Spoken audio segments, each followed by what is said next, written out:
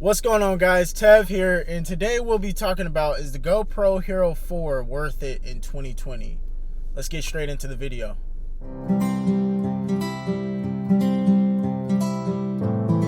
So today I want to just get straight into it. I don't want to hold you guys up because I know you guys want to either get out there and record. Now, like I said, is the GoPro Hero 4 worth it in 2020?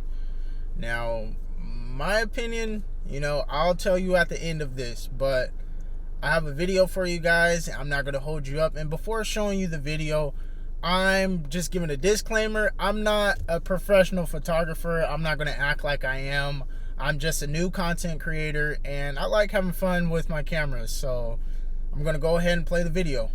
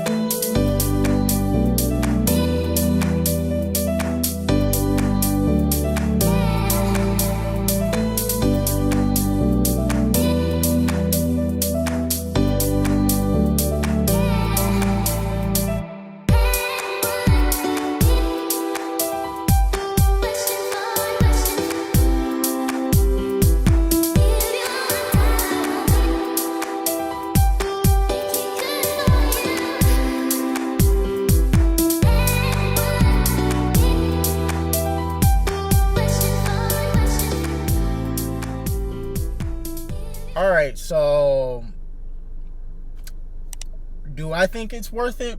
Personally, I think so. And I was honestly quite surprised with that video because, like I said, I'm a new content creator.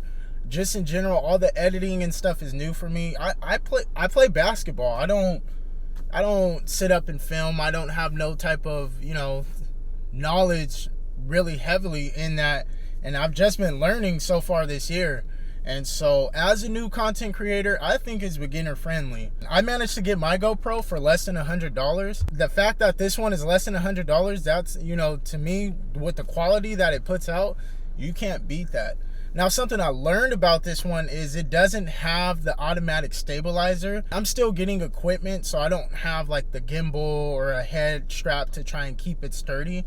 But for the quality that I was able to get out of it, I'm not complaining. I think it's a good startup camera. So for anyone that's looking for a camera, I would say, just invest in getting one, because therefore you won't have to use your phone, for instance, because that's what I started on, was my phone. Honestly, that's what I'm recording on right now. I only have my phone and my GoPro. And so that being the case, it's cheap, but it's good quality. And if you can manage to work past the whole stabilizing part of it, then why not get it, And you can invest in getting little attachments for it, because the fact that it's, it's not that expensive and the attachments are even cheaper. So that being the case, I would definitely recommend to anyone that's starting their content, go ahead and grab it. If you can look online, you'll find them for less than $100, or a brand new one. For instance, with like the one I have, it has the touchscreen and stuff on the back.